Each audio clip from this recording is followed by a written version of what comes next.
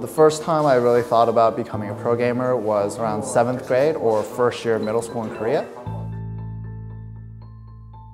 Yes, I played on community teams before joining a professional team, and back then it was just like the BattleNet server, so a bunch of players would just like get together and then they would just form like small groups like called guilds, and then they would just play together, and we were like very friendly with each other.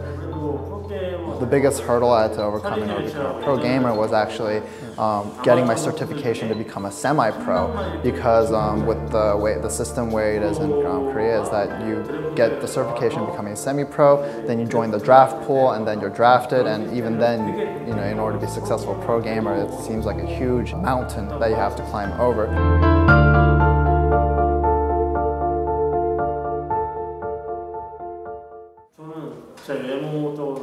So I've been with KT Rolster for about 9 years at this point, and it's been a very long time. A lot of things have changed. For example, the people I would get friendly with, like I've been friends with so many people that passed through the KT team that I can't even remember all of them. So that changed. One of the things that didn't change though is probably the way I still prepare diligently. I put in a lot of hard work.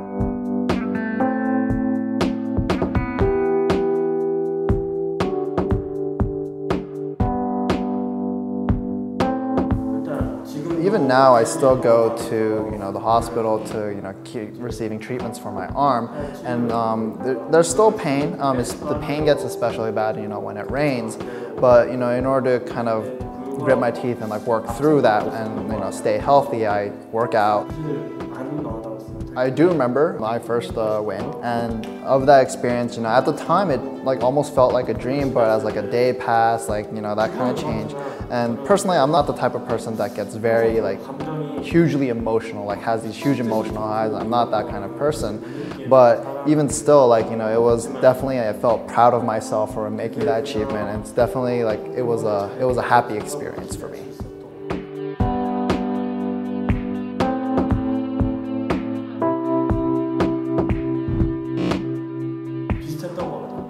I do remember winning IEM Toronto, and comparing it to kind of my first trophy that I won, I think it felt very similar, because that was my first StarCraft 1 win, and then IEM Toronto was my first StarCraft 2 win. So both of them felt like a first win in a way, and especially for IEM Toronto, what was different was that I had since StarCraft 1 I had been kind of praised as the best for a long time, but in StarCraft 2 my results weren't very good, so I had that kind of pressure to do as best as I can to succeed, and that pressure, I was getting almost desperate for a win at that point.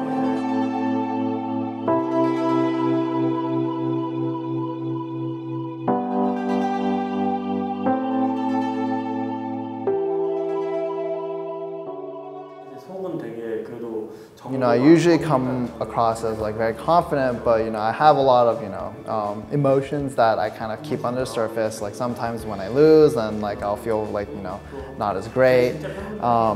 And another thing that go off of that is in interviews. I've been with a big organization like KT Rolster for a very long time. So in interviews, I'm not there's sometimes there'll be things I want to say, but I can't necessarily say. So there's always that kind of thing. So I always have that kind of a little bit of disappointment.